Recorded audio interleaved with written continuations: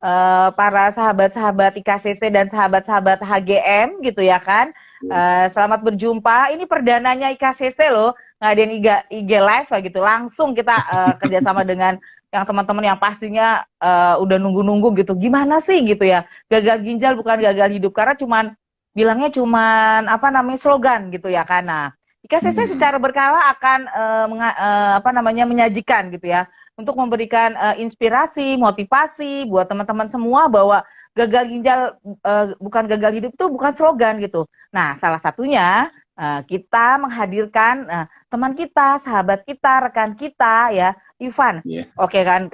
Nah kan ya, kenapa sih dipanggilnya kok Ivan gitu ya? Mungkin bisa cerita sedikit dulu, Van. Nama lengkap dipanggilnya siapa gitu ya kan? Biar jelasin diri sendiri gitu ya kan.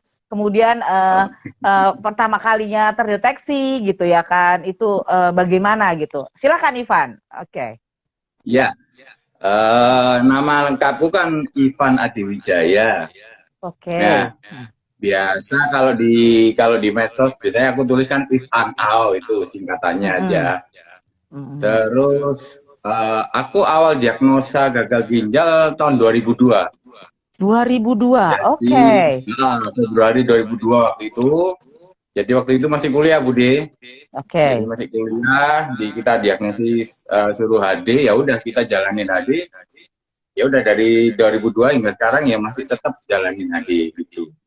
Faktor penyebabnya, kenapa kamu tiba-tiba harus HD? Itu pasti ada sebabnya gitu ya kan. Oke. Kenapa tiba-tiba dokter kamu harus HD gitu? Kenapa? Gimana tuh, Van? Oke. Kalau di Indonesia waktu itu kebetulan kan pertama kali diagnosa gagal ginjal kan di Indonesia. Di Surabaya cuma dibilang suruh cuci darah gitu aja. Cuman nggak ada penjelasan sama sekali. Nah, waktu itu kan kebetulan kakakku juga dokter. Ya, waktu itu dianjurkan langsung ke Singapura waktu itu. Oke. Nah, kalau di Singapura itu kita diobservasi langsung. Jadi penyebabnya mereka bilangnya itu overdosis antibiotik. Jadi ketika mungkin waktu kecil dulu kan sering ke dokter, kasih antibiotik, ternyata itu berimbas ke terakhir-terakhir itu gagal ginjalnya gitu. Wah, ternyata gitu ya. Jadi memang pada saat itu tahun 2002 memang belum begitu banyak orang bisa dapat informasi mengenai penyakit ginjal ya.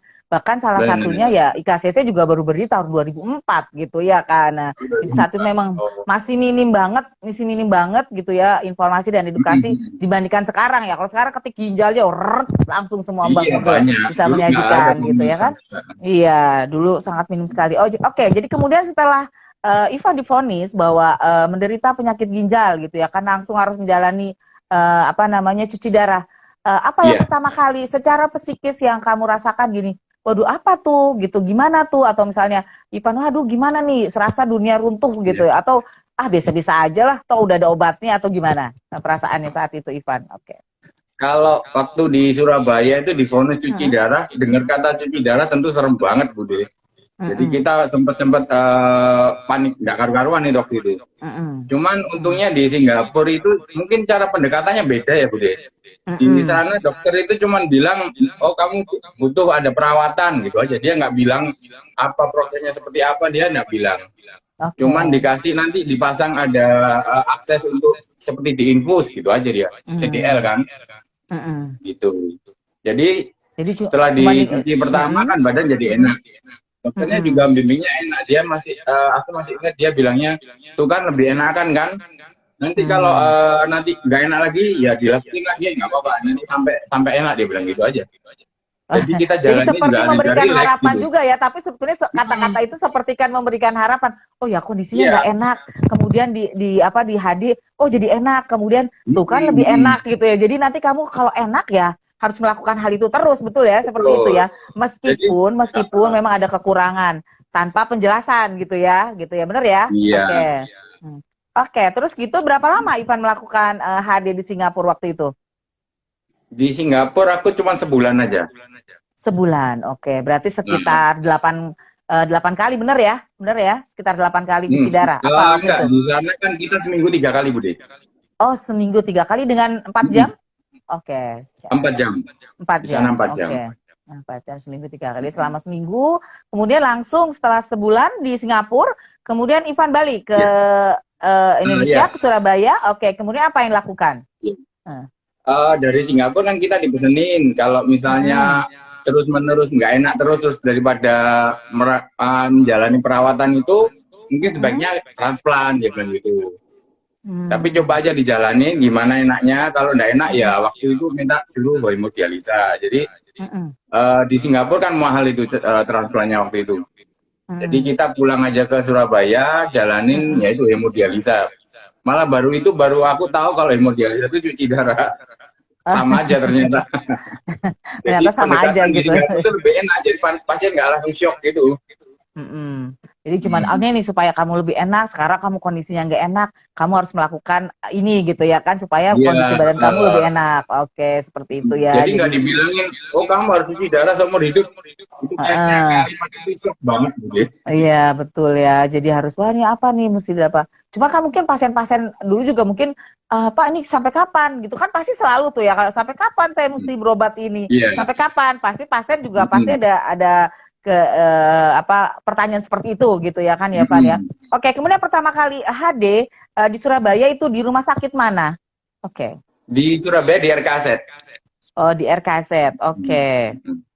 Oke teman-teman, simak loh obrolan kita ya yang mantang karena nanti saya akan kasih hadiah sehubungan dengan apa yang saya Waduh. bicarakan dengan Ivan. Nah, jadi simak baik-baik nanti saya akan tanya gitu. Nanti teman-teman boleh chat gitu jawabannya ya. Oke. Jadi setelah Baru Surabaya ke RKZ, di RKZ langsung berapa kali langsung ditanganin Di oleh dokter? RKZ. Hmm. Jadi di RKZ kan seperti janji dari dokter Singapura, kalau nggak enak Mm-mm. langsung aja hemodialisa. Dan Mm-mm. ternyata setelah di Surabaya kan saya ngerti jadi hemodialisa itu cuci darah. Nah, Mm-mm. setelah tahu cuci darah ya kita cari-cari info. Ternyata kan waktu itu transplant di Cina kan murah banget, Bude. Mm-mm. Kalau nggak salah waktu itu sekitar 250 juta tuh udah dapat donornya, udah dapat rumah sakitnya semua udah komplit. Udah beres 250 juta tuh udah beres Udah lah beres gitu ya. Oke. 250 juta waktu itu. Oke. Heeh. Jadi kita, Oke. aku HD di Surabaya cuman sekitar 2 minggu 3 minggu langsung ke Oke. Guangzhou. Oke, oh jadi kamu sempat juga ya gitu ya? Sempet Oke, juga di jadi sana. 2 bulan terus kamu langsung pergi ke Guangzhou. Oke, wah kayak Iya, Pak Kris aja kamu pengalamannya. Oke terus, Pak Kris Biantoro iya. juga Jadi gitu loh justru ke dari situ, Guangzhou. Budi. Iya. Aku tahu Heeh. dari pengalaman bedanya ajaran-ajaran di luar sama di sini, taunya dari situ. Oke, Standarnya terus, dari awal itu. terus Di pergilah ke Guangzhou Guangzhou. langsung Oke. langsung di sana diproses, Mm-mm. dicarikan greener ginjal donornya kan. Mm-mm. Lalu dicek-cek itu selama 2 bulan baru dapat donornya itu. Terus selama 2 bulan kamu tinggal di sana, di Guangzhou. Iya, di sana di Oke. Guangzhou. Oh, waduh. Terus oke. Kendala bahasa nggak tuh kayak HD-nya gitu di di sana sana? sama, tiga Oh, kali sama. seminggu, 24 Oh, jam. selama mencari si donor atau selama proses itu tetap menjalani hemodialisis gitu Mm-mm, ya. mm-mm. Oke. Heeh. Memang standarnya segitu di sana. Semua Oh, di luar sempat negeri ya. kebanyakan. Sebanyakan 3 kali 4 ya, Mm-mm. 12 jam lah ya total ya. Oke. Iya. Heeh. Kemudian setelah itu kemudian apa yang terjadi? Setelah 2 bulan setelah dapat Nah, donor atau gimana? Heeh. ternyata setelah 2 bulan kan ketemu sama profesornya yang cangkok itu. Mm-mm. Mereka bilang ada dua pilihan, mau Mm-mm. ditransplant atau mau tunggu cuci darah karena di sana diketahui kalau antibodiku tinggi sekali, nggak tahu, kurang jelas aku kalau itu. Karena kalau Oke. antibodi tinggi katanya nanti resiko penolakannya juga tinggi. Oh iya, tubuhnya nolak lah ya. Oke, terus Jadi kemudian? saran mereka waktu itu sih bilangnya Mm-mm. HD aja 5 atau 10 tahun nanti kembali lagi ditransplant gitu. Ya ampun, kamu udah jauh-jauh ke Guangzhou gitu ya kan? Ternyata kayak gitu sarannya. Udah tinggal pulang di sana Iya, 2 bulan gitu ya kan? Oh gitu, mereka akhirnya mau baik. kalau mau transplant tidak apa-apa silakan, cuman hasilnya kurang bagus sih mereka bilang. Karena Malah mereka yang antibodi kamu nolak itu. untuk pulang. Oh, malah mereka yang menyarankan, Mm-mm. udahlah daripada. Tapi fair juga dong mereka gitu ya. Jadi nggak cuma butuh duitnya gitu Mm-mm. ya kan? Nggak cuma butuh duitnya, tapi ini Dokternya loh di kondisi Guangzhou tubuh orang kamu. Semarang, Budi. Ah, orang Semarang? Astagfirullahaladzim. Iya, Jadi bisa bahasa iya, Indonesia gitu? profesor di sana. Bisa bahasa Iya, Indonesia? bisa bahasa Ay, Indonesia. Iya, Saya jawabnya jangan-jangan di Guangzhou ya. Apa pekerjaan utamanya di Semarang. Bisa jadi kayak gitu ya kan. Oke, iya. terus lanjut. Setelah sekitar 2 bulanan itu akhirnya kamu balik lagi ke Indonesia. Setelah Iya, dapat balik lagi ke donor, balik Surabaya, lagi. di Balik lagi ke Surabaya. Surabaya, langsung balik ke RKZ lagi atau gimana? Enggak, Eh, kali ini baliknya mm-mm. ke Adiusada. Oke, ke Adiusada mana nih? Nah, Undaan apa mana nih? Adiusada Adiusada, Undaan. Undaan. Adiusada ada 2 bener ya? Ya. Bener, Mm-mm. tahu Ada Bude. 2. Iya, saya tahu soalnya Adiusada itu ada 2. Kalau nggak salah satu lagi apa sih? Kapasari apa bener ya? Kapasari, Tahu. betul. Oke, terus Iya. soalnya pernah jadi orang Surabaya walaupun sebentar 1 tahun. Oke, terus Oh, oke. oke lanjut setelah kemudian langsung ke Adiusada Undaan. Kemudian gimana? Apa yang terjadi Ya. setelah itu? Mm. Awal-awal sih masih ngikutin tren HD 3 kali seminggu. Cuman Oh waktu itu kan gitu. belum ada BPJS, jadi kerasa banget duitnya.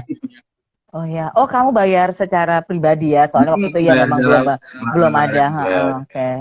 Belum ada juga asuransi baru apa segala macam. Oke. Terus? belum Mm. ada, nggak ada. Mm. Kemudian berapa lama tuh kamu ngalamin kayak gitu? Keluar duit sendiri? Sekitar tiga kali seminggu itu sekitar 2 sampai 3 tahunan kalau nggak salah. Wow. Oke. Hmm. Lumayan. Ih, lumayan lah bisa habis. Berapa pun banyak duitnya pasti akan habis gitu karena itu adalah Iya, pengobatan walaupun nggak kita ada belum tahu batasnya soalnya. iya kan nggak sampai waktunya kapan. Oke, kemudian setelah itu tahun berapa kamu mulai menggunakan BPJS atau selama kurun rentang waktu itu kamu tetap apa ada upaya dilakukan untuk meringankan Hmm, biaya pengobatan? jadi sempat pindah-pindah rumah sakit juga. Jadi tahun 2000 berapa ya? Dari Adi Mm-mm. Husada itu sempat ke Husada Utama, pindah rumah sakit. Oke. Karena Mm-mm. intinya sana lebih murah. Lalu Oke. ternyata Iya. di Husada Utama nggak seberapa cocok, balik lagi ke Adi Husada. Oh gitu. Lalu Hah. tahun berapa itu mulai kita ada jam kesda ya kalau nggak salah. Iya, oke ada Jadi betul saya jaminan. pindah ke rumah sakit Al Irsyad namanya. Al Irsyad. Nah, Oke. di sana ya, di Mm-mm. sana ada lumayan lama sampai sekitar 2014. Mm-mm. Mm-mm. Lalu 2014 kena masalah PTH itu yang bisa nanganin kembali lagi ke Adi Husada, Dokter Aditya itu. Oke, oke, Dokter Adit karena ada di Adi Husada ya. Oh, karena 2014 tuh Betul. mulai ada kendala tentang PTH, maka kamu langsung balik lagi ke Adi Husada seperti karena penanganannya mungkin lebih ini ya. Itu mudah nggak pindah dari Al Irsyad kemudian balik lagi ke Adi Husada? Mudah nggak susah? Kalau pindah ke bayar sendiri kan ya mudah, asal ada screening sama Oh iya biaya ya. aja. Tadi Iya, pada yang saat itu susah kamu kan di Al kembali ke Irsyad. BPJS-nya. Oh ya, waktu di Al Irsyad gunakan jam kesda ya. Terus pas balik lagi ke Adi Husada, Jam kesda sampai berubah BPJS dan oh sampai kan berubah BPJS tahun BPJS. berapa dia mulai marah itu ya? Heeh. Oh pindah Mm-mm. 2016-an ya, 2017 atau 2016 lah gitu ya. Nggak Terus pindah sampai ke boleh BPJ. sekitar 2012 atau 2010, aku lupa aku. Eh, Dari jam terus, kerja jadi BPJS. terus kamu pas ke Adi Husada pakai BPJS langsung ya? Pakai BPJS. Balik Nah, lagi dari Al kembali Irsyad. ke di sana nggak bisa pakai BPJS. Mereka nggak terima. Oh, oh Adi Husada nggak terima BPJS saat itu ya, pada saat Nggak itu ya. terima. Sampai sekarang belum terima dia nggak. Oh, sampai sekarang pun belum terima. Oh, gitu. Masih banyak gitu pasien-pasien yang nggak pakai BPJS gitu, cari bocoran. Di Adi Husada ada banyak lumayan. Lumayan sih, lumayan masih banyak. Karena kalau Hmm. dari dokter Adit kan bilangnya kalau memang di BPJS ada kondisi nggak menentu, dia memang saranin kembali ke Adusada supaya dia bisa handle penuh gitu loh. Jadi Mengenai masalah ya PTH-nya. semacam tempat perbaikan lah kalau misalnya kondisi jelek. Oke, wow, lumayan juga. Jadi sekarang kamu secara finansial membiayai sendiri dong kalau kayak gitu. Karena nggak pakai BPJS, Ya. benar ya? Oke, Jadi wow, puji lumayan. Tuhan setelah lulus kuliah dulu kan awal-awal juga nggak bekerja ya, tapi lama cari pekerjaan juga bisa bekerja akhirnya. Ya sekarang lumayan bisa Nah, mandiri. ini dia. Jadi teman-teman lihat betapa perjuangannya Ivan. Walaupun gini, tenang aja. Mungkin di luaran bisa bilang gini, tenang aja Van, kamu anak orang kaya gitu ya kan. Bisa bisa dong orang ngomong gitu ya kan. Makanya kamu nggak Iya. problem gitu ya kan. Bisa apa namanya HD di tempat yang kamu bayar sendiri gitu ya kan. Tapi sekali lagi itu adalah pilihan gitu ya. Kenapa Ivan memilih? Iya. Ivan pun sempat mengalami bahwa mendapatkan fasilitas dari pemerintah Jamkesda di Al Irsyad dong, dan cukup lama ya. Tetapi karena kondisi kesehatan dan menurut Ivan itu penting buat kedepannya, Ivan memutuskan oke, aku pilih ini pilihan ya, oke. Kemudian pasti nggak di dalam diri, berarti aku harus membiayai diri aku sendiri. Nah, membiayai diri aku sendiri otomatis harus apa? Cari cuan dong, ya nggak? Nah, harus bekerja, benar kan? Cari cuan dong berarti. Waduh, gimana cara gue biayain, kan nggak mungkin dong gue bergantung terus sama orang tua, betul ya kayak gitu ya? Oke, padahal saat itu kondisinya Ivan juga sambil kuliah ya. Jadi selama ini Ivan tetap beraktivitas, oke? Tetap kuliah. Normal, aktivitas masih normal semua. Oke. Berarti jadi pada cuma saat seminggu 2 kali absen itu ya dia aja sih. Oh gitu. Jadi seminggu 2 kali absen karena HD. Tapi bisa, oke. Boleh tahu Ivan lulusan mana? Mungkin bisa dan bagaimana? Biar mungkin di sini ada ibu-ibu yang anaknya mungkin sekarang mungkin masih kuliah gitu, sedang menderita apa? Bagaimana cara Ivan untuk memotivasi bahwa aku sambil HD sambil kuliah gitu? Gimana caranya? Apakah mesti dikasihani sama teman-teman? Gue HD lu bantuin gue atau gimana? Ya kan bisa aja gitu ya. Atau mungkin Ivan malah gue nggak mau tahu. Gue nggak, jangan sampai gue kelihatan nih gue sakit HD, atau bisa kayak gitu ya kan? Silahkan Van. Oke, selama perjuangan Ivan selama kuliah. Oke. Jadi aku kan lulus kuliah pertama vonis ginjal itu HD tahun 2002. Aku lulusnya 2004. Jadi waktu itu ya kuliah habis HD kadang sempet pagi HD siangnya itu kuliah. Ya lanjut seperti itu. Jadi waktu itu kan kita belum bekerja, jadi biaya semua ditanggung orang tua dulu memang tentu. Cuman papa sama mama saya tuh pensiun sekitar tahun 2010. Jadi setelah itu ya biaya-biaya orang tua ya saya yang nanggung juga sih. Jadi kerjasama sama keluarga gitu. Nah biasanya memang awal-awal teman-teman bilang kasihan atau kasihan gitu. Ya memang bikin mental drop ya kalau gitu. Tapi selama ini sih aku nggak pernah ngomong kalau aku sakit. Oke. Apalagi aku kan kuliahnya lumayan berat, Bude, di teknik sipil. Oke. Jadi di teknik sipil Universitas Petra itu kan kalau kelulusan itu mesti kerja magang gitu kan, kerja praktek lapangan. Itu ya harus jaga proyek di tengah-tengah panas itu. Nah itu dia fisik banget ya gitu, padahal itu ya panas, fisik banget. Oke. Terus apa itu yang memotivasi kamu banget apa? Ya yang motivasi soalnya kalau mikir-mikir kalau nggak kuat seperti itu mau kerja gimana juga gitu loh. Soalnya kita ada gelar di sana, ada kesempatan di sana, kenapa nggak dimanfaatin gitu. Dan ternyata fisik yang pertama memang awal-awal nggak kuat sih kena panas. Makanya banyak teman-teman yang nggak kuat kena panas itu kalau semakin dimanja semakin parah nanti. Oh gitu ya. Wah, satu insight lagi bahwa ternyata memang itu panas banget ya berada di lapangan gitu ya. Cuman mungkin secara berangsur-angsur tubuh beradaptasi gitu kali ya Van ya. Plus semangat motivasi di dalam diri ya gitu ya kan. Oke.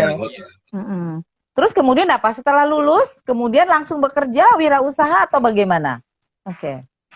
Setelah lulus tentu kalau ngelamar kerjaan nggak bisa Bude, soalnya kita minta izin 2 hari seminggu. Jadi awal-awal dulu kita nyoba kerja sama teman.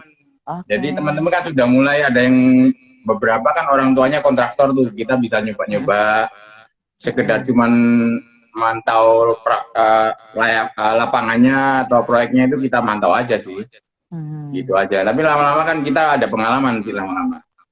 Nah, mulai coba-coba kerja sendiri gitu.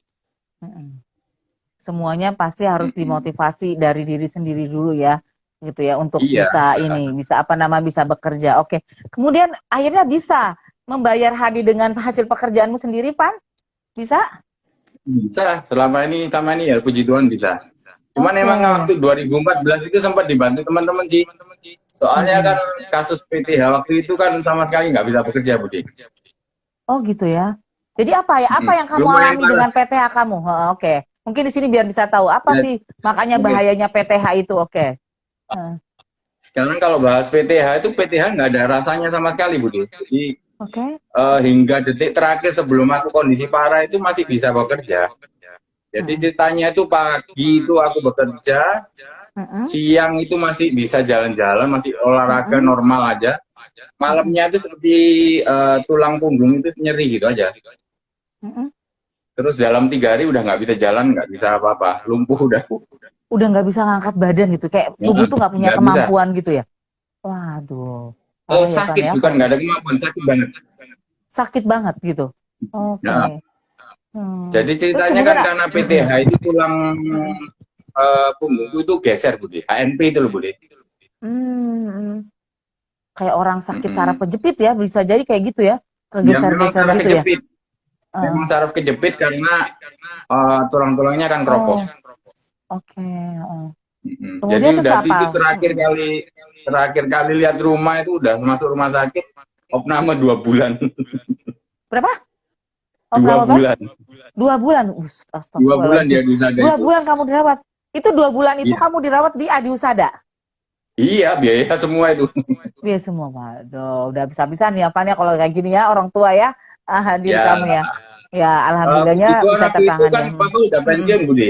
Papa Oh, mama udah udah pensiun. pensiun. Ya Mm-mm. ada beberapa dana pribadi, cuman ya komunitas juga membantu banget waktu itu. Jadi Oke, teman-teman teman-teman. bantu gitu Teman-teman Budi ya. kuliah, teman-teman gereja, Ya, teman-teman ini gitu ya kan semua apa bersimpati kepada kamu gitu, membantu gitu ya. Oke. kalau opnamenya sih murah, adanya itu. Hadinya ya, ya betul-betul hadinya ya. Lagi harus diopnam sama 2 bulan gitu ya. Oke, dua kemudian bulan gitu. selanjutnya, terus bertahap. Kamu merasa mengalami peningkatan nggak secara kualitas hidup kamu? Maksudnya, oh ternyata setelah kamu mengalami PTH ini, kamu ngobatin, terus ada baiknya. Cuma apa selama rentang itu apa di dalam diri kamu? Duh, gimana nih gue nggak bisa kerja, nggak bisa apa gitu. Gimana? Apalagi hal yang membangkitkan? Kalau kemarin kan misalnya, wah gila nih, mungkin di dalam hati kan, wah orang tua bentar lagi pensiun, aku harus semangat kerja, harus bisa dapat duit sendiri gitu. Nah sekarang tiba-tiba udah kerja, udah enak gitu ya kan, sekarang tiba-tiba kasusnya PTH gitu ya, gimana apalagi Iya, hal yang membangkitkan semangat kayak gitu. iya.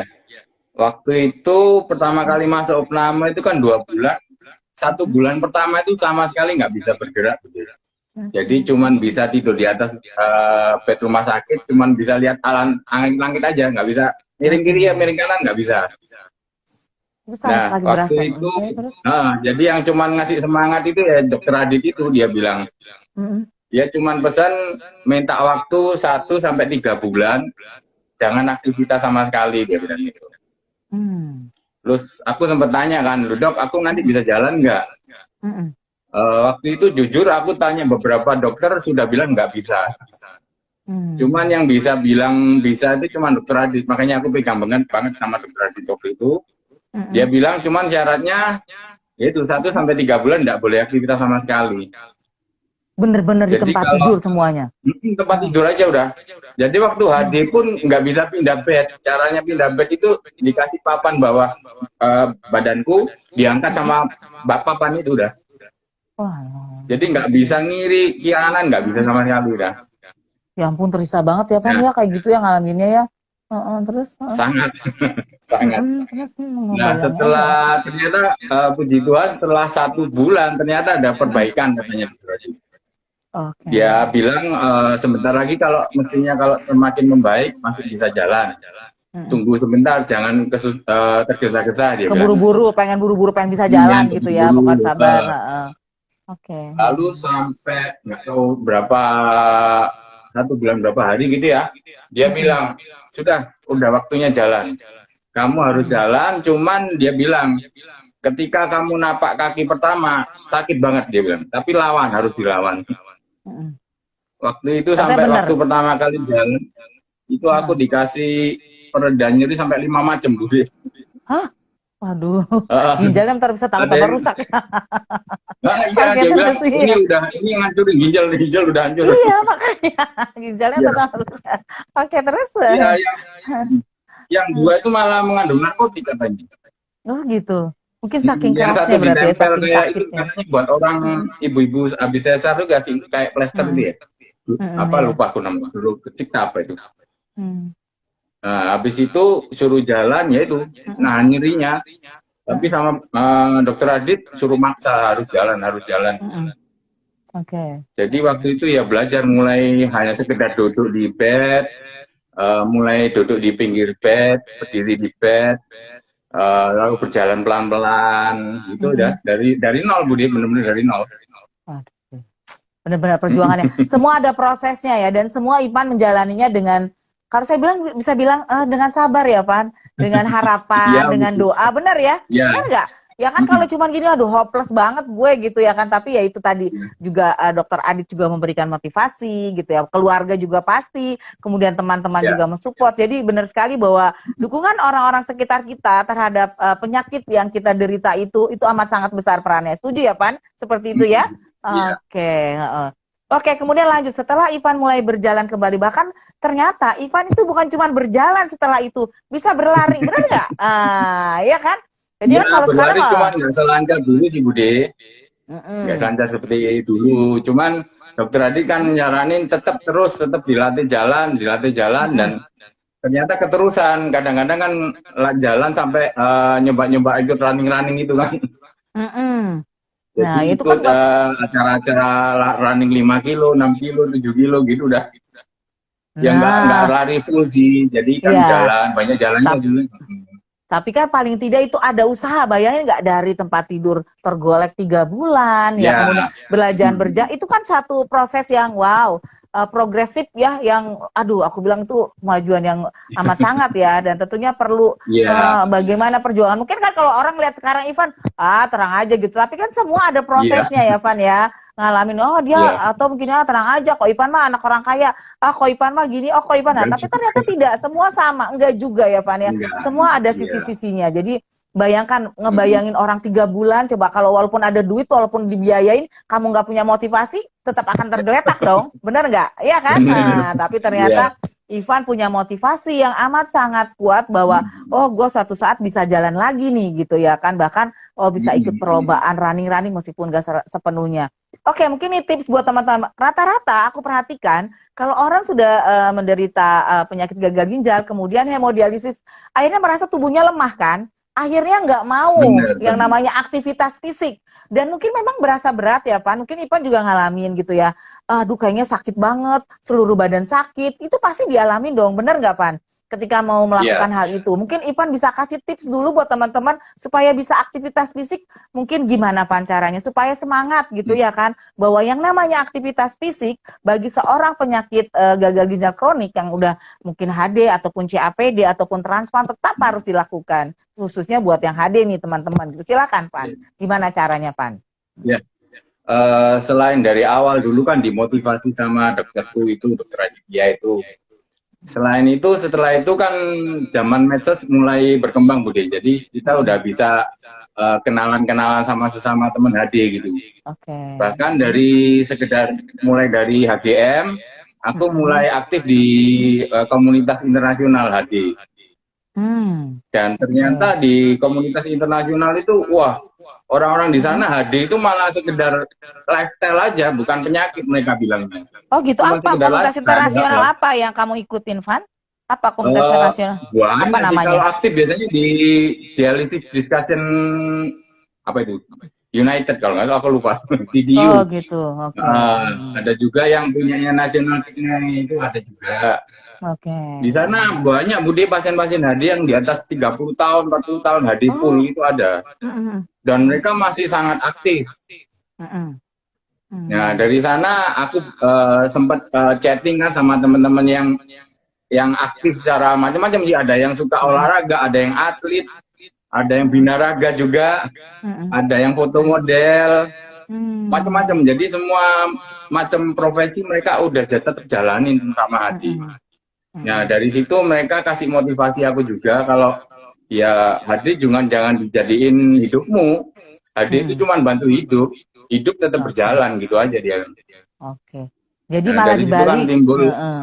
Mm-mm. jadi hidup jangan digunakan habisin sama buat Hadi aja, Oke. tapi Hadi itu buat bantu dongkrak hidup kita gitu. Hmm. Selama ini kan Jadi orang dari ngerasa. situ ya udah Mm-mm. jalanin aja. Lama-lama kita bisa berprestasi mau jadi apapun bisa gitu. Oke. Jadi tetap ya Pan, tipsnya gimana Pan? Kalau misalnya sebenarnya berapa kali sih sebenarnya fisik itu orang HD itu harus berjalan, mungkin berapa menit supaya otot-ototnya atau apa dilatih atau gimana Pan? Ada tips yang benar-benar untuk secara operasional nggak gitu buat teman-teman HD gitu? Gimana? Atau mengatasi Ya, rasa sakit atau gimana gitu? Gimana caranya Ivan gitu? yang Mungkin bisa pertama sharing tentu nggak? kita Mm-mm. pertama kita tentu harus cek kondisi Bude. Salah satu Oke. kelemahan teman-teman di Indonesia tuh jarang nge-lab, jarang cek kondisi. Oke. Jadi kebanyakan teman-teman itu cek kondisi kalau ada keluhan. Sedangkan kalau udah keluhan itu biasanya udah ada masalah. Oke. Nah, jadi kalau di luar negeri malah sebaliknya. Mereka tiap bulan tuh dicek lab komplit. Supaya kalau ada sesuatu yang aneh segera diperbaiki sebelum ada keluhan. Cepat teratasi, cepat Betul, terdeteksi betul. gitu ya. Oke. Nah, cuman problemnya tentu kan di Indonesia mahal Bu di lab-lab seperti itu. Iya, betul. Dan tidak di-cover Nah, jadi BPJS sempat lagi ya. banyak yang nggak di cover kayak PTH itu nggak di cover sama sekali. Iya, betul. Oke. Bisa habis jutaan kalau tiap bulan dicek itu. Jadi waktu itu aku sempat diskusi sama beberapa teman senior di luar itu, mereka bantu aku nyusun jadwal-jadwal lab yang sebaiknya dilakukan tiap berapa bulan itu mereka bisa bantu. Dari situ aku bisa nyusun jadwal labku secara rutin dan itu selama ini aku lakuin sih. Jadi kelihatan kalau misalnya misalnya kalsium atau fosfornya tinggi harus gimana, kalau rendah harus gimana. Jadi untuk mencegah supaya kondisi lebih buruk gitu. Oke. Jadi penting banget buat teman-teman itu ternyata yang namanya cek rutin. Mungkin gini ya Van ya, mensiasati mungkin loh ya. Saya juga maksudnya tahu bahwa kita sudah sangat bersyukur bahwa pemerintah peduli dengan yang intinya dulu lah ya, yang hemodialisisnya dulu lah ya, sudah di cover lah gitu ya, yang oleh pemerintah gitu ya kan. Itu udah bersyukur banget dong, bener nggak Van dibanding dengan diri kamu yang itu harus memperhitungkan, membantu banget gitu. Nah mungkin hal-hal yang lainnya pasti yang tadi Van bilang, mungkin bisa dengan menyisihkan uang gitu ya kan atau apa gitu ya supaya berapa mungkin nggak mesti tiap bulan, mungkin cek PTH setahun sekali gitu ya Pan ya, mungkin bisa dilakukan hal seperti itu ya kan, bisa kayak gitu daripada ulang tahun atau mungkin kepengennya jajan ini, kepengennya mungkin lebih preparing lagi, lebih peduli lagi sama kesehatannya gitu ya Pan ya kayak gitu. Oke, kemudian terus lanjut. Kemudian setelah Ivan, oke, ternyata sudah bisa saya berjalan. Saya kemudian bekerja kembali, benar ya, Van ya? Bekerja lagi ya, Van ya? Bekerja kembali, kemudian sekian lama berjalan gitu ya kan. Terus, oke kan orang ada masanya gitu ya. Ya mungkin, wih gila ya teman-teman gue seumuran teman-teman gue udah pada merit nih, ya kan? Masih gini, wah terus gitu gini punya nggak rasa minder gini? Tapi siapa yang mau nih sama orang sakit, benar nggak Van? Gitu ya kan? Pasti ada di dalam perasaan gitu. Orang sehat aja banyak yang masih jomblo gitu ya, termasuk saya nih gitu ya kan, apalagi orang sakit gitu. Jadi curcol. Oke, terus gitu jadi gini, nah ada yang mau nggak sih sama gue yang sakit gitu ya kan, terus ntar gimana nanti kehidupan gue gitu. Nah gitu, gimana caranya ngejalanin hal-hal masa seperti itu. Kemudian ceritakanlah bagaimana Ivan akhirnya bisa bertemu dengan istri tercinta, wah gitu, mungkin bisa di-sharing gitu ya kan, gimana juga Ivan membangun rasa kepercayaan diri dong, benar nggak? Ya kan, wah gue sama nih sama orang sehat gitu ya kan, gimana? Mungkin bisa sharing Pan, silakan. Untuk pasangan hidup waktu itu aku juga sempat sharing sama teman-teman juga sih. Kalau teman-teman di luar negeri itu bilangnya gini Budi, kalau kamu cari pendamping, jangan berpikir kamu cari suster pribadi. Wah betul-betul, oke terus. Jadi nomor satu tetap kamu harus bisa kendalikan kondisimu sendiri. Jadi kalau kamu sudah bisa kondisikan dirimu sendiri, bisa bekerja, bisa semua, ya udah normal. Pendamping hidup kan ya memang naturalnya seperti itu gitu loh. Untuk masalah nanti dia bisa merawat kita atau gimana itu bonus. Yang pasti bukan suster pribadimu gitu. Nah, jadi tujuan mencari istri sama gitu. Istriku, kalau ketemunya istriku kan aku waktu sejak tahun 2009, 2008an itu aku pelayanan gereja Budi. Oke. Jadi selain bekerja, aku juga aktif olahraga, juga tetap pelayanan di gereja. Nah, di situ ketemu dia, pendekatan, sampai akhirnya kemarin 2019 menikah. Tapi dia tahu tuh kamu penyakitan, istilahnya gitu ya Pan, sorry ya gitu kan. Wah gila nih cowok ya kan.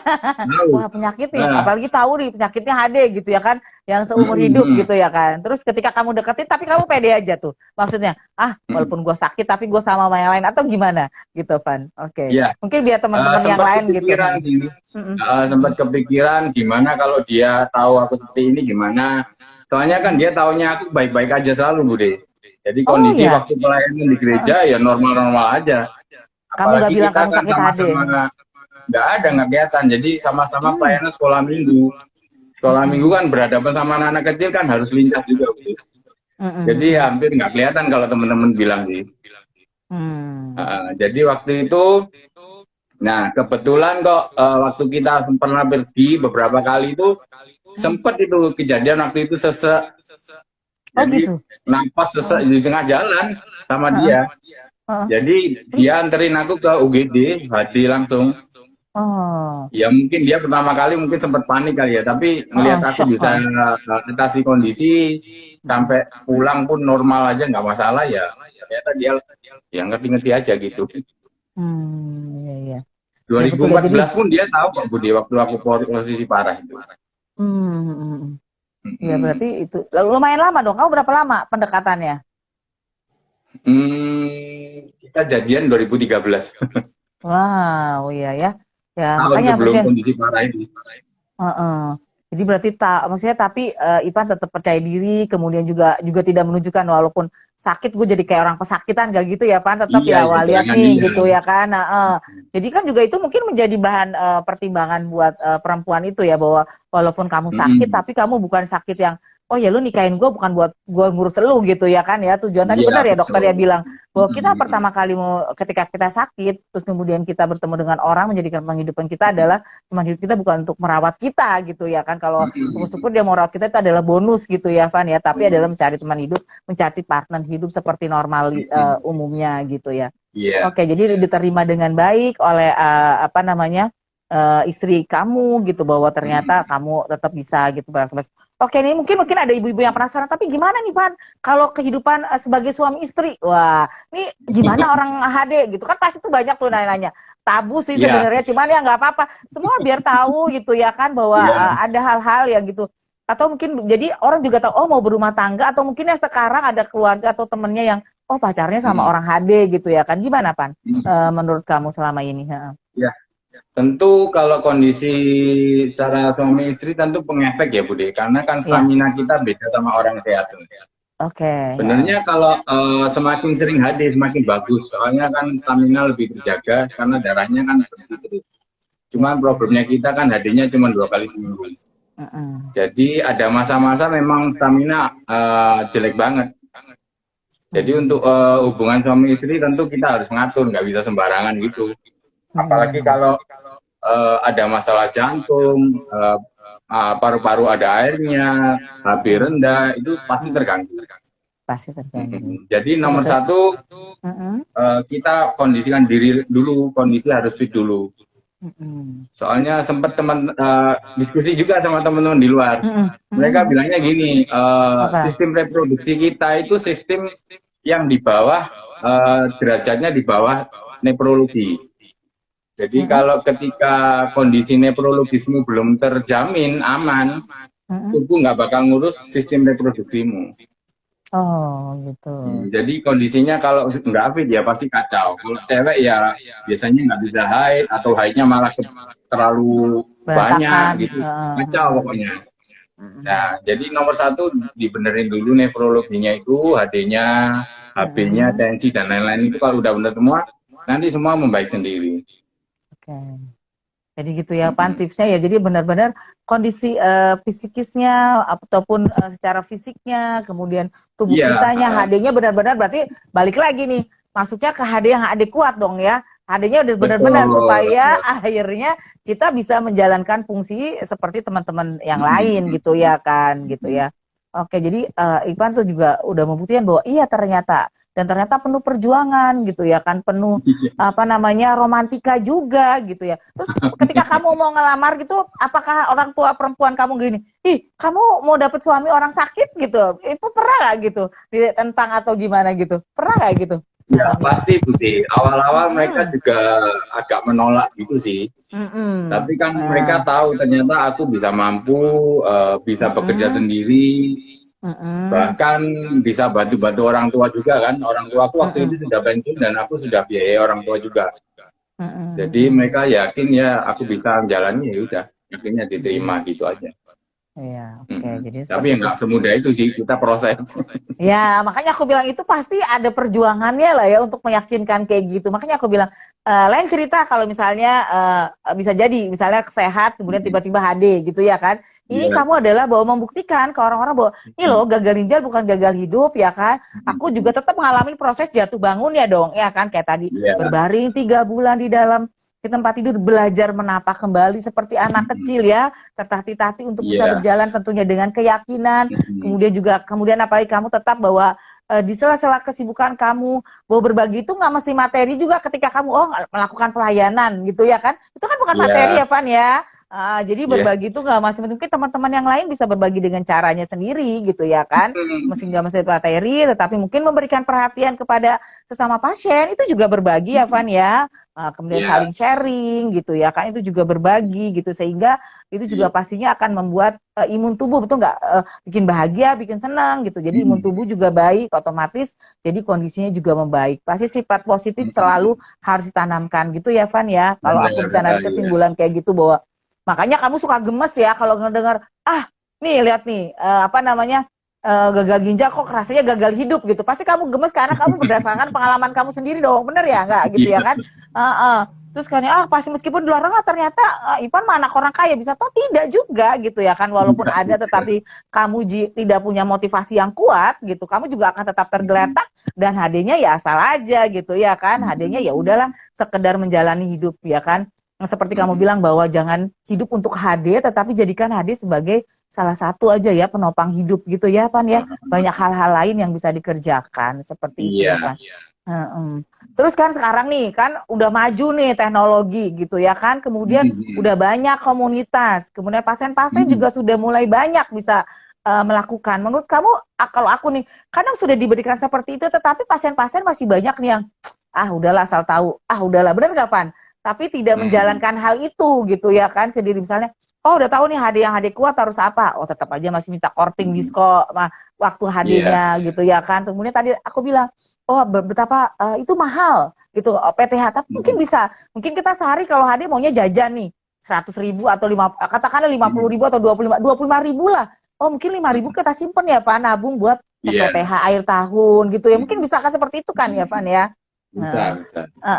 Jadi kayak gitu mungkin apa namanya, Ipan juga bisa kasih kali nggak, maksudnya bahwa gagal ginjal bukan gagal hidup, sehingga apa yang harus dilakukan untuk pasien-pasien semuanya, untuk teman-teman semua, biar ingat ya tidak mesti menjadi diri Ipan seperti Ipan, tetapi paling nggak Iya. sesuai dengan dirinya masing-masing ya Van ya, tetapi tetap menunjukkan bahwa kita sebagai pejuang ginjal gitu ya kan, tetap gagal ginjal bukan gagal hidup gitu. Silakan Pan, mungkin Iya. tips-tips buat teman-teman semua atau keluarga Pertama mungkin yang denger gitu. Oke. Iya. Dulu pernah diinfoin teman-teman di luar juga. Aku kan sering sharing-sharing sama teman luar juga sih. Jadi mereka bilangnya gini, Bude. Mungkin kamu menganggap lab itu memang mahal, tapi kamu nggak melihat sisi lainnya. Jadi bedanya gini, mau nge-lab ataupun nggak lab, benernya sama-sama mahal. Bedanya kalau kita nge-lab, kita bisa tahu kondisi, kita bisa menghindari obat-obat yang nggak perlu, kita bisa mengatur pola makan supaya nggak salah makan, sehingga kita bisa bekerja. Nah kalau kita lab sama bekerja kan, pekerjaan kita bisa ngasilin duit, Bude.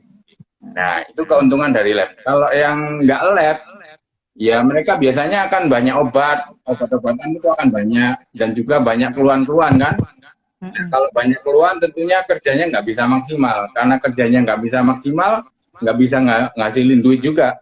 Akhirnya ya pengeluaran juga banyak juga. Jadi suruh milih sama mereka, kamu milih lab apa enggak itu terserah kamu. Kalau biasanya kalau yang benar ya lab supaya badanmu sehat, kamu bisa bekerja. Gitu, tujuannya seperti itu. Ya, jadi betapa pentingnya deteksi dini itu ya, dengan salah satunya Iya, adalah dengan deteksi dini itu sangat penting, deteksi itu dengan lab. Jadi justru malah sebelum ada keluhan ya Pan, kalau menurut Pan benar ya, kalau di lab Jangan ternyata sampai sudah ada mulai ada keluhan. sebisa mungkin. Kan orang kadang-kadang orang nggak ada keluhan apa-apa, ngapain gue lab, buang-buang duit, betul ya, kayak gitu ya kan, seringkali begitu orang ya kan, ngapain lo buang-buang duit gitu, udah ada keluhan. Jadi justru malah seneng kalau misalnya hasil lab, oh ternyata bagus, justru itu jadi preparing ya, oh ternyata ini saya bagus, jadi tetap semangat dong, nambah semangat lagi dong gitu ya kan, untuk hal yang Obat-obatan lainnya. juga minimal boleh jadinya. Ya, obat-obatan juga jadi minimal ya. Jadi hal-hal yang masuk ke tubuh kita, apalagi dengan kondisi fungsi ginjal kita yang sudah berkurang, dengan berkurangnya obat-obatan tentunya semakin memperingan kerja ginjal kita dong ya kan? Sehingga Benar, sisa iya. kerja yang ada, ginjalnya bisa dimaksimalkan gitu ya. Benar, iya. Jadi kayak gitu. Jadi Iya. teman-teman, nah sekarang nih kan itu kalau dari sisi kamu, jadi motivasi benar harus dari diri sendiri ya, Pan? Benar ya? Motivasi harus dari Iya, diri sendiri. Apa harus tunggu dari keluarga? Misalnya gini, keluarga gue sih nggak peduli gitu. Nah, bagaimana kalau maksudnya pasti ada nih ya kan? Ah, istri gue, suami gue, anak gue, ibu gue, bokap gue, nggak peduli gitu. Bagaimana Pan gitu pesannya Ivan? Buat mungkin ada sebagian teman-teman yang seperti itu gitu. Ivan mah enak, support nih dari teman, dari keluarga. Nah, mungkin ada juga gitu ya karena bagaimana menurut Ivan kayak gini gitu. Jadi meskipun kita banyak support, tapi tetap aja yang paling andil paling banyak ya diri kita sendiri. Jadi jangan terlalu mengandalkan misalnya, oh dokterku paling hebat se-Indonesia, itu pun nggak bisa bantu kamu selama 24 jam sehari. Jadi yang paling berperan itu baru kita sendiri. Nah, kita pun harus gimana ya, harus semangat gitu. Masa depan kita kan yang megang kita sendiri, nggak bisa kalau nggak ada duit tinggal minta orang tua atau minta siapa, kan nggak bisa seperti itu selalu kan. Jadi kita harus tetap ngandalin sendiri lah. Untuk ngandalin diri sendiri ya kondisi kita harus fit, harus tetap kita motivasi sendiri. Kalau nggak gitu ya kita cuman bisa lihat teman-teman yang sesama hadir bisa maju, bisa sukses, kita tetap merenung aja, nggak ada hasil. Nah, jadi gitu ya teman-teman. Tetap seberapa besar pun dukungan dari luar diri kita sendiri, itu ternyata yang berperan adalah diri kita sendiri gitu ya. Diri kita sendiri yang memotivasi kita untuk maju, diri kita sendiri untuk mencoba menerima keadaan gitu ya, Van ya, bener ya kondisinya kayak gini. Gimana supaya saya tetap bisa dianggap, tetap bisa walaupun sebagai pasien PGK gitu ya kan, tetap harus punya motivasi, tetap semangat gitu ya kan. Jadi sekitar mendukung itu merupakan berkat ya Van ya, merupakan bonus dari Tuhan gitu ya kan, tapi semua balik lagi ke diri kita sendiri, karena tanpa itu pun sebenarnya kita harus menjalani kehidupan ini sendiri kan sebenarnya gitu juga ya kan gitu ya. Nah terus kan gini kan Van, mungkin juga banyak mungkin kalau sekarang kita pengen tahu sih sebenarnya kalau kamu lagi HD ngapain tuh 4 jam, kamu 3 kali kan, bener kan, 3 kali seminggu ya? 2 kali sekarang kan. Oh sekarang 2 kali, jadi 5 jam ya. Oh 2 kali, oke, jadi 2 kali. Apa yang kamu lakukan selama 5 jam itu? Tidur atau berbicara atau bagaimana? Apa? Mungkin juga bisa jadi inspirasi buat teman-teman yang lain. Silakan gimana? Ya, salah satu lagi ini dari pesan dari teman luar, karena kan hadirnya cuma 2 kali seminggu. Mereka pesan karena hadir 3 kali seminggu pun itu benernya kurang. Jadi kalau bisa apalagi kamu cuma 2 kali, maksimalkan hadirmu. Jadi semampu mungkin. Jadi waktu aku hadir itu aku selalu mantau ya, mesin dipantau, kalau bisa dimaksimalkan. Ya mungkin sekali tidur sih Bude. Tapi kalau bisa tetap mantau hadirnya itu semaksimal mungkin. Gitu. Jadi nggak sekedar kita datang ditusuk tidur gitu, nggak. Aku selalu mantau mesin. Jadi kalau misal memang kan ada kibi, ada tarikan air. Kalau badan kondisi masih fit, ya kalau bisa ditambah, kalau biasanya seperti itu. Jadi semaksimal mungkin aku hadirnya. Jadi memang kalau orang-orang, bahkan perawat bilang terlalu maksa, ya memang gimana lagi, karena aku cuma hadir 2 kali seminggu. Masa ginjal yang kerjanya 24 jam sehari dalam seminggu total cuma diganti 2 kali seminggu 5 jam, itu nggak ada. Jadi semaksimal mungkin waktu hadir supaya di hari-hari selain hadi itu aku bisa lebih ringan gitu. Itu bedanya. Kalau yang hadinya ringan-ringan, sehari-hari dia akan berat. Mau makan dikit bingung, mau minum dikit bingung. Tapi kalau hadinya maksimal, rasanya sehari-hari lebih ringan. Misalnya lebih ringan ya, jadi tahu lah ya, maksudnya jadi memang harus belajar, setiap pasien mau belajar untuk tahu kondisi tubuhnya sendiri gitu ya. Oh berapa yang HD kuat tuh bagaimana, mungkin tiap orang kan beda-beda katanya ya, sangat individual ya kan, tapi maksimalkan HD yang HD kuat bagi per orang gitu ya kan. Jadi dan jangan takut, maksudnya oh ya nanti kenapa-napa, mungkin harus dicoba dulu atau apa gitu mengenai kibi kan banyak juga kayak gitu ya, harus dipelajari ya kan. Oh ternyata kemampuannya kamu segini, ya sudah tapi tetap harus yang adik-adik kuat gitu ya kondisinya, yang lain-lain, HB-nya harus dipantau gitu, semuanya harus dipantau, cek lab tadi seperti Ivan bilang jangan sampai kelupaan gitu ya kan. Oke, oh tadi kan saya udah janji nih, ya harus menyimak dari awal. Oke teman-teman, nanti setelah usai acara ini jangan lupa ramaikan ya kan IG-nya IKCC. Tadi Ivan tuh udah cerita loh, berapa kali pindah rumah sakit ya kan. Wow, pasti dari awal ya. Berapa kali Ivan pindah rumah sakit ya kan. Nah, coba nanti tuliskan berapa kali itu ya kan. Dan kemudian sebutkan nama rumah sakitnya. Wah, itu satu pertanyaan satu. Kemudian seru kan ya, biar semakin mengenal. Nah, tadi Ivan titip pesan katanya gimana caranya biar memotivasi diri. Coba teman-teman, menurut teman-teman apa sih yang tadi sudah Ivan sampaikan? Motivasi yang bagaimana supaya tetap HD gitu ya kan? Nah, yuk ramaikan kolom komentar di KCC. Nanti kita akan kasih hadiah dari KCC. Oke lanjut Pan, karena sebentar lagi kita akan usai acaranya. Menurut Ivan sekali lagi kan, ini kan udah banyak nih gitu ya. Kita pasti selalu berhubungan dengan hari-hari dengan teman-teman pasien gitu. Ivan suka berbagi nggak kalau di, maksudnya dalam arti kata informasi, mungkin bukan cuma di WhatsApp gitu ya kan, pastinya dengan teman-teman sejadwal ya kalau kita bilang seperti itu suka Pan. Tapi menurut kamu gimana? Rata-rata setelah kamu informasikan apakah mereka mau menjalani atau gimana Pan? Ya. Kalau masalah sharing kan aku setiap berapa hari pasti sharing kalau di grup HGM itu. Ya untuk responnya teman-teman sih masih macam-macam. Ada yang jalanin, ada juga yang dicuekin aja ya. Beda-beda. Tapi so far sih beberapa yang jalanin cocok dan kondisi memang membaik sih Budi. Karena kan aku sharing itu juga ada dokter Adit di grup HGM itu ada dokter Adit di Facebook itu. Dia mantau. Kalau aku biasanya salah sharing, ditegur juga. Oh ya. Iya, jadi ada yang mantau. Jadi ya itu tergantung teman-teman kalau mau jalanin ya biasanya gimana. Nanti mereka sharing kok aku udah hasil ini kok. Ternyata nggak bisa seperti itu. Ya kita sharing-sharing lagi. Gitu itu di situ pentingnya komunitas di situ Bude. Soalnya kita bisa tahu misalnya kalau ketemu sama teman-teman itu bisa apa sih pasien HD, kita ingin tahu kan, bisa tahu dari teman-teman itu. Sebenarnya lebih bagus sih kopdar sih Bude. Kalau ketemuan offline gitu kan enak. Itu jadi, bisa saling bantu. Jadi kalau waktu kita ketemuan secara fisik, kita ngelihat teman-teman yang sehat-sehat itu kita bagi terpacu gitu Bude. Wah aku juga bisa seperti mereka. Lebih semangat ya Van ya kalau kontak langsung gitu ya, bisa lihat ya, mudah-mudahan coronanya cepat pergi ya, kita biar bisa PPKM-nya, biar kita bisa offline gitu ya. Memang berbeda sih. Jadi juga ketemu yang lebih sehat, kita terpacu, pingin jadi seperti mereka. Cuman kalau ketemu sama yang lebih lemah, yang lebih loyo-loyo gitu, kita lebih pede. Oh ternyata aku sehat.